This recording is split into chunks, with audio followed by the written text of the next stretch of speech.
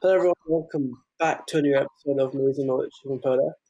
My name is Shivam Pota, and in this episode we have a really awesome guest. We have Siew, who is the director of A Land Imagined, a brilliant film from Singapore that premiered in the Locarno Festival and the Singapore International Film Festival, as well as winning multiple awards around the world.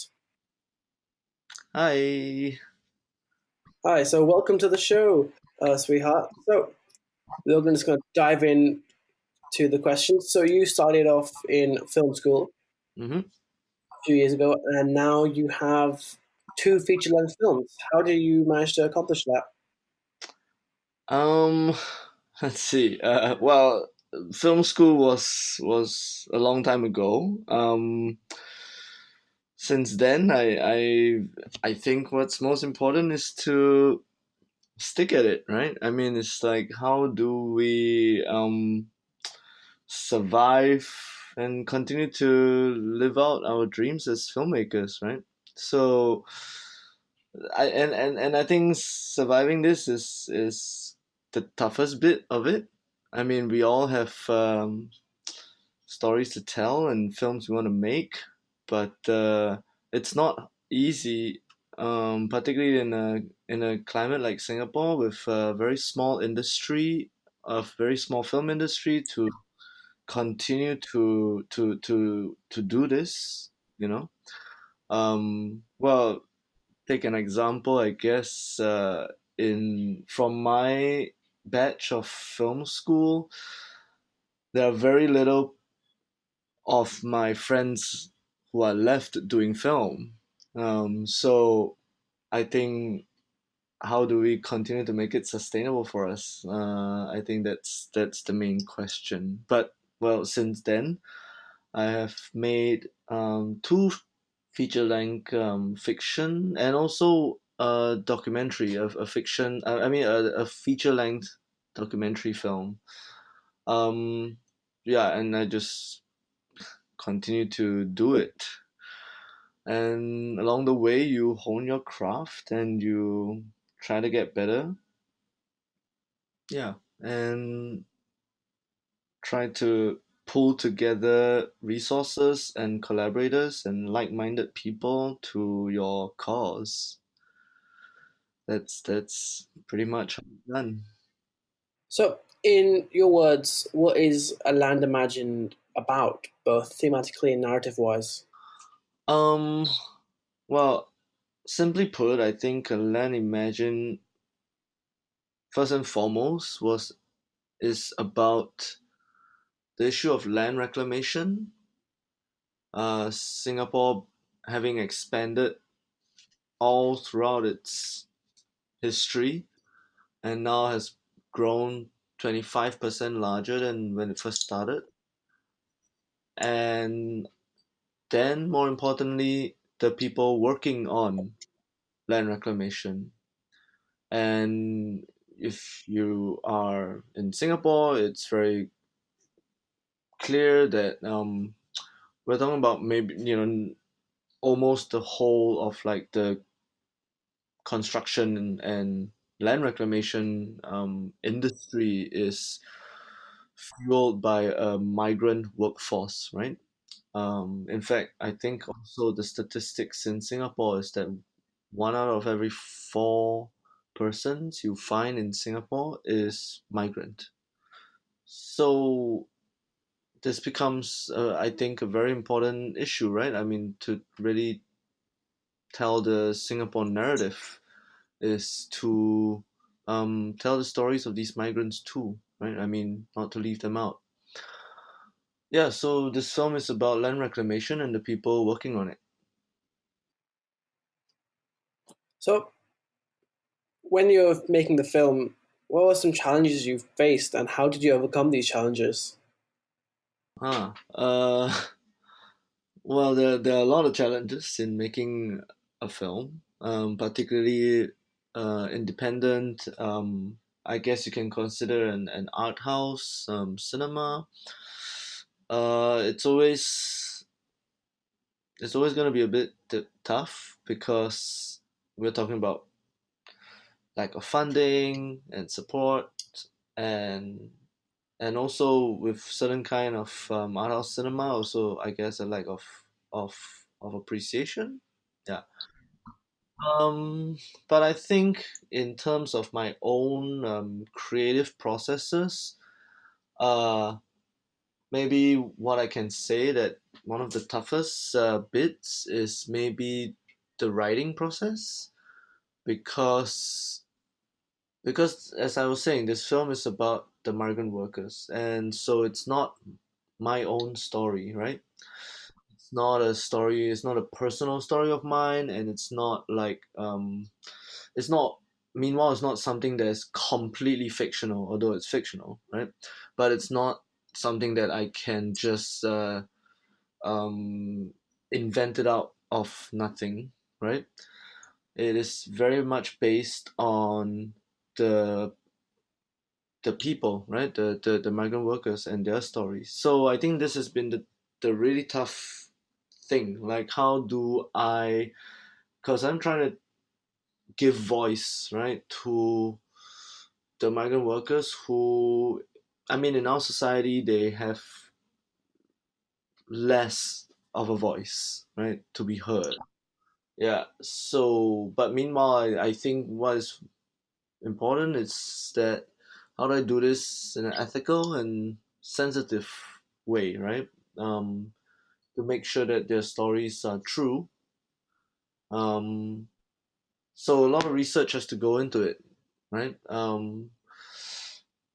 Let's say had spent maybe 2 years of my time pretty much going back and forth to their dormitories and spending time with them, and what I think most importantly, to befriend them.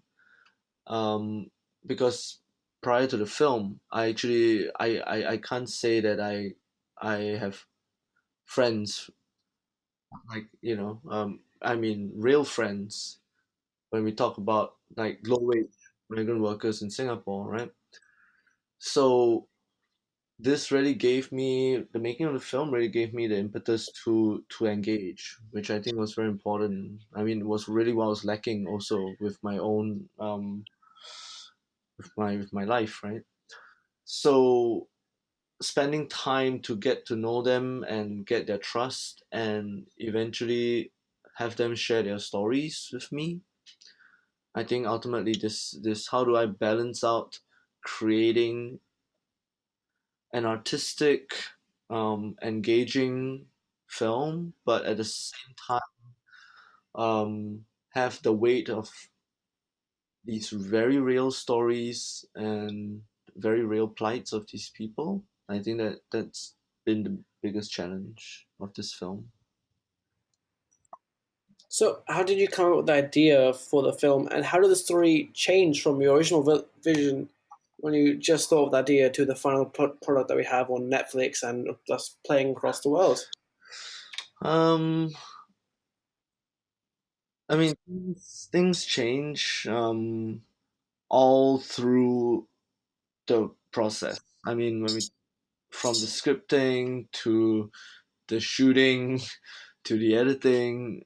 If you do films, you know these things, they change all through the way. Maybe excuse me. Maybe one way to look at it is that maybe the film was in my original envisioning, uh, having a lot more police investigative kind of mystery and procedural elements in the film, whereas in that final edit, we took out quite a number of these kind of police work, on the investigation work. I mean, it's still there. If you see the film, is still there. We lighten it. We took out some of these kind of plot twist and intrigue. And this is because we really wanted the film to center its weight around the issue of the migrant worker and the relationships and bonds that was formed. Um, I think me and my collaborators, we realized that when the film got too much of an intrigue, sometimes we lose this the very human side of the story, because the audience needs to kind of keep track with too much of the mystery. So I think it's about trying to weigh these elements out, and throughout the process, these there's been little shifts between the way we tell the story. And how did you come up with the idea for the film in the first place? Um, there wasn't one eureka moment to this process. I think because I was previously studying studying philosophy, actually, after my film school, and this was at the National University of Singapore. And I had already a very deep interest in issues of like nationhood and citizenry and boundaries and what makes us human, you know? So I think these issues were definitely what was getting me very interested in this idea of the case of Singapore, where I said it was is very much about land reclamation in the film, right? So reading about the imagining of a nationhood in the case of Singapore, I think this is for me very important, because not only have we been importing our demographic, I'm important on importing our people, right? Depending on the the policy of the day, right? But we are also importing our land, right? So what's this sense of whether is it belonging or ownership or on nationality, or I think these issues become a little bit complicated, right? I think it becomes a bit, I mean, I think it's very fascinating, so I think these are really the starting point of my own um interest and research, and then finally leading me to, as I was telling you, really spending time with the migrant workers. And once you encounter them and their stories, there was no turning back. So, when creating the film, how do you make sure that you're properly showing the lives and the harsh reality of working in land reclamation sites that the migrant workers have to face every day in Singapore?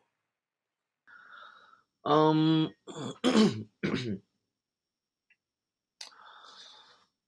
I think one kind of principle that we kept hold to was really that we wanted to use the real locations, that was the real experiences of these migrants, but also as much as possible the actual migrant workers themselves, right? Of course, they couldn't commit to the timing of playing the main leads, because that would take up too much time, and they are working in the day, and so, but the side characters, the extras, aside from the main leads, most of the other people you see are the actual migrants themselves. Yeah. And So all the background extras yeah, and small waterline yeah, characters. yeah, yeah, yeah, yeah. that you see they are all the actual migrant workers themselves. And I think I wouldn't be I wouldn't be able to find actors to be able to play that part convincingly. I mean, really, maybe I can find a few main leads to do it, but I really wanted the real experience of these people. I mean, the real character of these people to be on screen. You know. But as I was saying, it's also very important that we use also the real construction sites and the real living spaces, and where they play, their recreation spaces. All these we try to use as real as we can find it, so that we are not. It's also very hard to reconstruct a set in terms of these spaces. Yeah, It's not, such large yeah, it's not like contraptions and just a domestic home or anything like this, right? Yeah. So these spaces, I wanted my audience who probably haven't experienced the life of the environment of the migrant worker to experience it through the film, right? I think this is one of the calling of this film is to let my audience have this real experience of the migrant workers' lives. And previously, just before this film, I told you that I was making a documentary. So I think there's still a lot of this documentarian in me that on a documentary approach when conceptualizing this film. what new things did you learn about the lives of migrant workers when making The Land Imagined? Because in Singapore, the lives of migrant workers are fairly sort of kept under wraps. They're hidden from the general public. You don't really see anything about it in the media. So surely, when you went and spoke, you must have learned a wealth of knowledge. Hmm. Yeah, yeah. Of course, so much about them. Um, I guess I really got to learn about. I mean, a lot of the difficult conditions that they were in, right?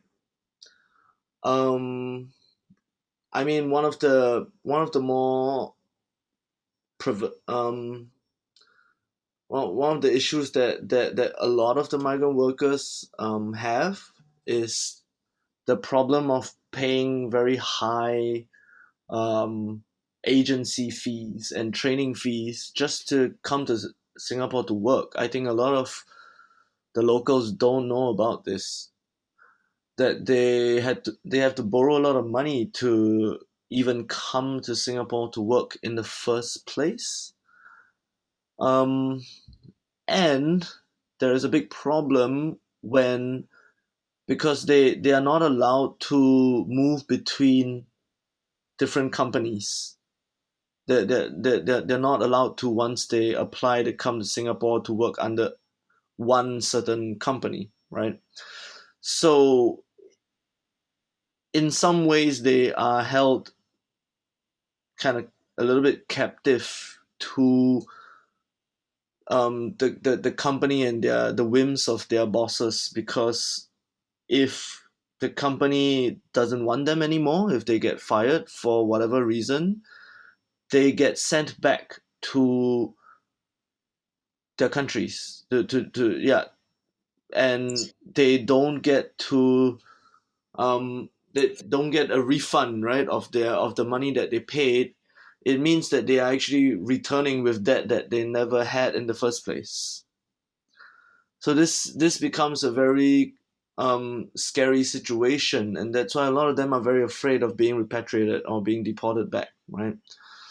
Um, and you can see the kind of problems that it will create if they are really subjected to the whims of the company, right? So this I think becomes a very tough point for them.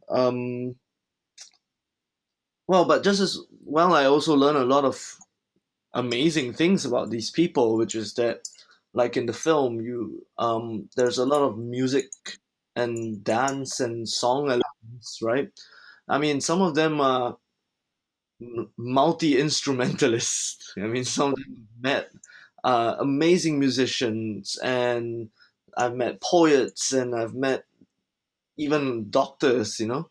So a lot of them are just not what you expect, right? Of a low wage laborer, right? Like manual hard laborer, when actually they are also so full of a whole other universe of talents that we do not get to experience because they're just seen as mm, workers, right, by the general public. And maybe one way you can say is that yes, the media and everything doesn't really do enough justice to have coverage on them. But meanwhile, they are also everywhere, right? I mean, they're they're both visible and invisible in the sense that you see these workers everywhere because Singapore goes through construction 24 non-stop. So in a way, they are everywhere, but yet we don't see them enough. I think that maybe is the real problem, right? Um, yeah, they become the visible invisible amongst us. But also, there's this idea that if they do speak out and go to the media, for example, then they will, you know, they have the issue of when they have to go back to work after exposing their workforce that they might get thrown out of the country. Sure, yeah, exactly. So they themselves are in a very difficult.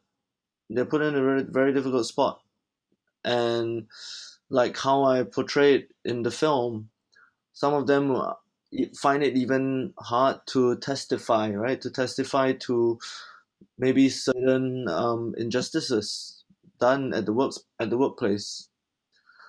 So they themselves are um, it's difficult for them to speak out, and so I think for me it was important that I make a film, and I try to give voice on their behalf, right? In some ways, because I'm not I'm not put in that kind of situation as they are. When did you realize that you wanted to make films for the rest of your life? I haven't decided that yet. Um, well, don't make that decision for me. Well,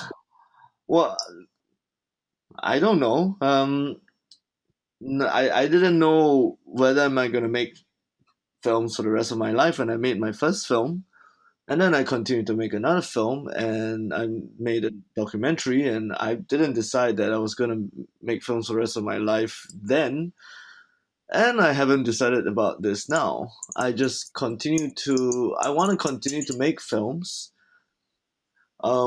As long as I can make films. I mean, I feel like I do have some some skills to make a film. I do have some stories to tell, and so long as I can continue to make films, I will make films. But I've always also seen myself as like a million other things. I can be a gardener, I can be a cook, I can be so many things. From now to the end of my life. And being a filmmaker is just one of them. And maybe I will make another film, and maybe I won't. I mean, as for now, I'm planning to, and I hope I get to do it. What was your first feature length about, and how would you compare it to A Land Imagined? So my first feature film is called In the House of Straw.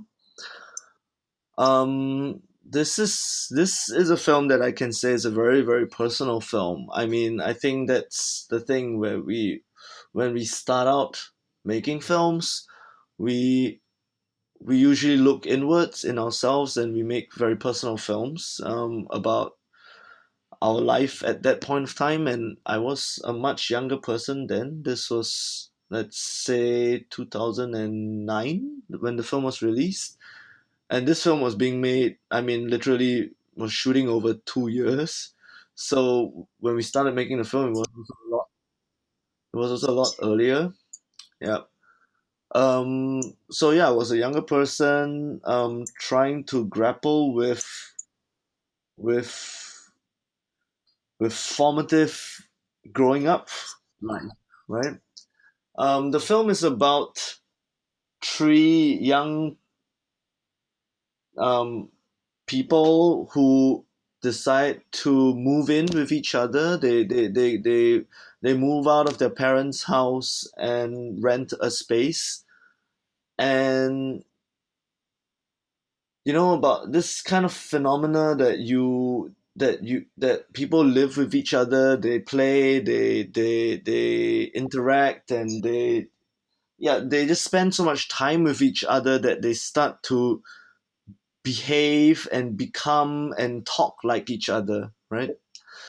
It's like the people start to sync up like each other, right? So I think actually I think the film is is is very much about this, and also the issue of identity, right? I mean, our identities start to shift, you know, this like who we think we are starts to become, the borders start to become very porous and fluid, right?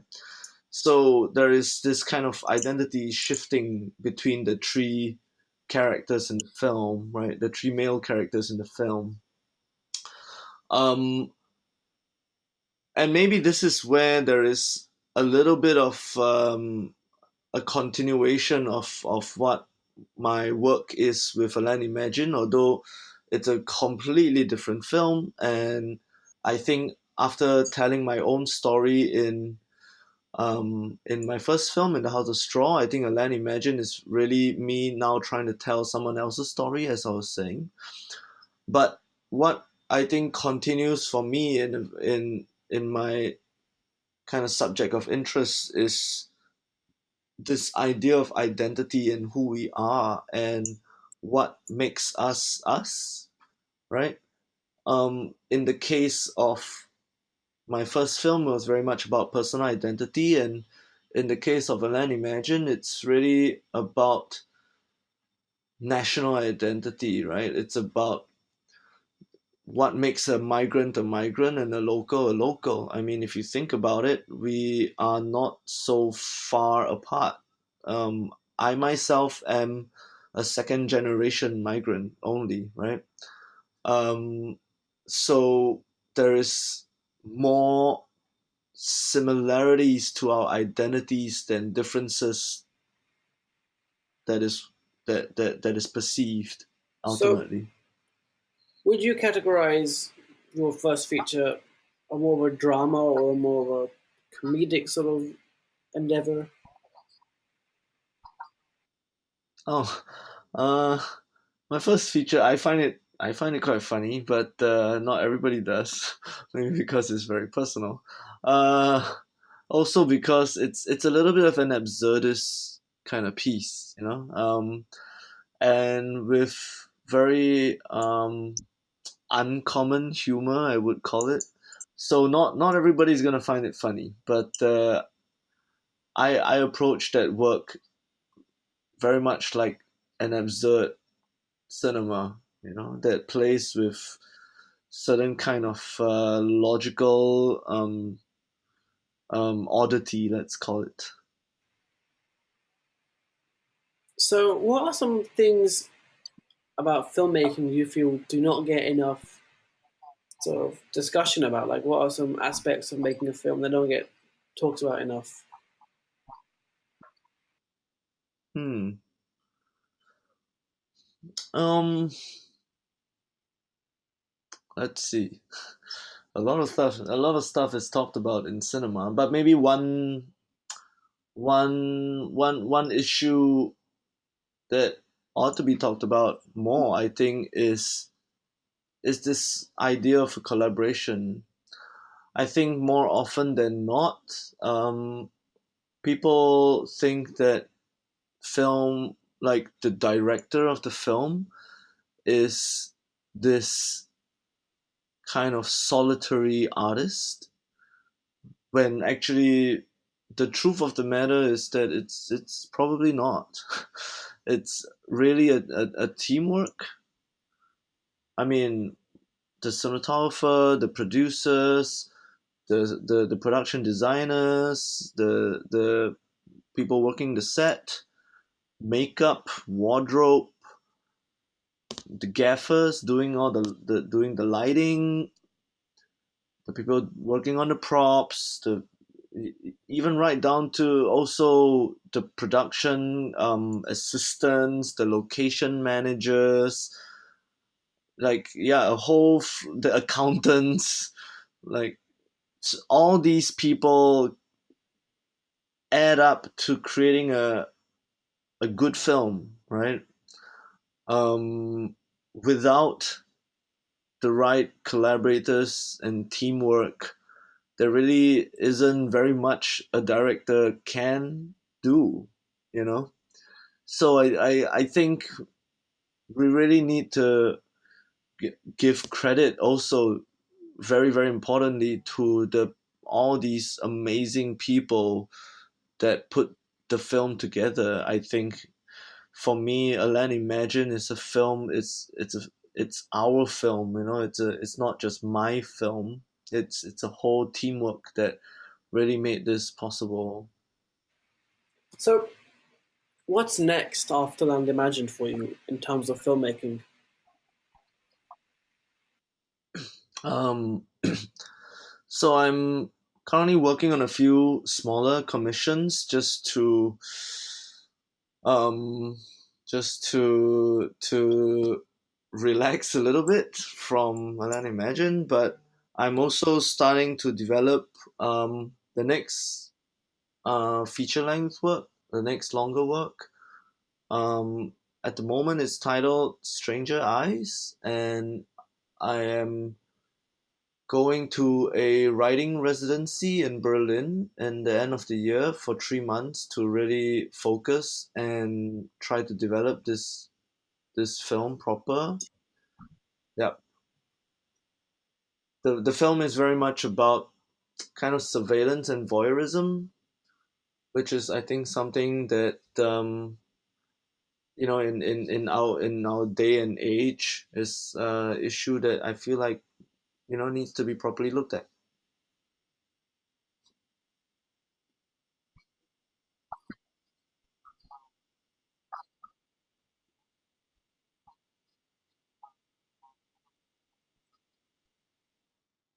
Uh, it's great. I mean, um, it's it's really really surprising, right? I mean, this is maybe already a year ago, but it's still something uh,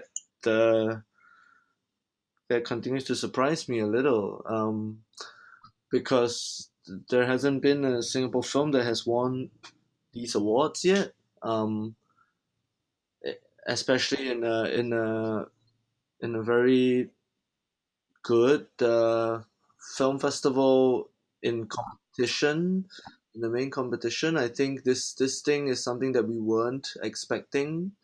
There was no precedent, and so we were already very. We felt very rewarded already that we were in the main competition at Locarno.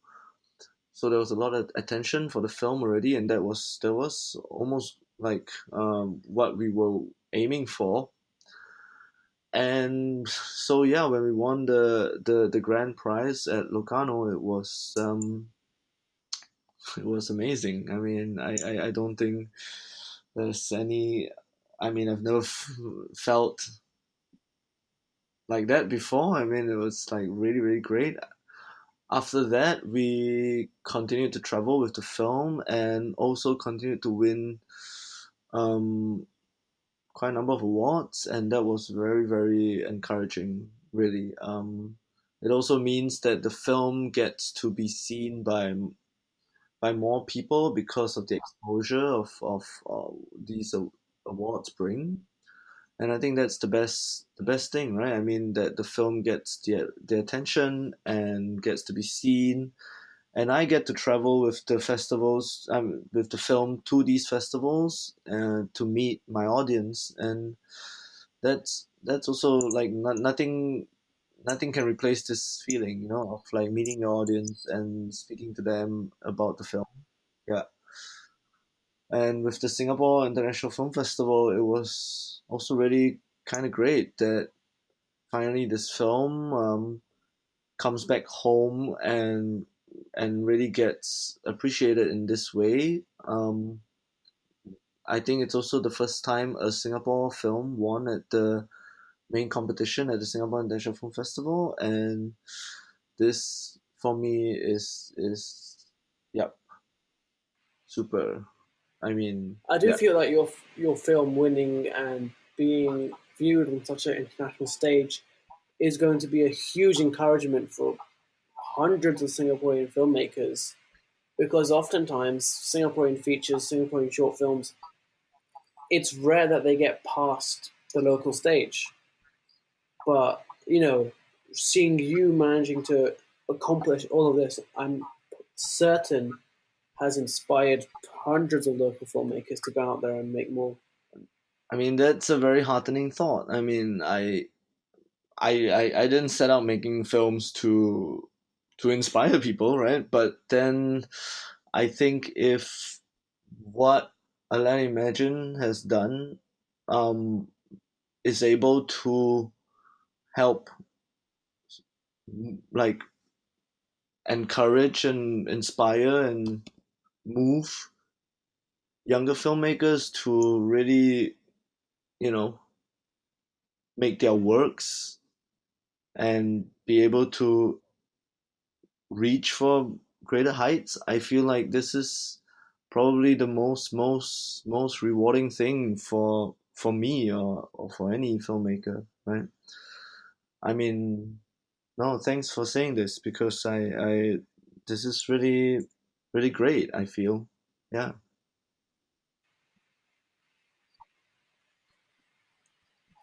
So that's all the questions we have for today, everyone. My thanks to Sui Hua for stopping by and doing this little interview.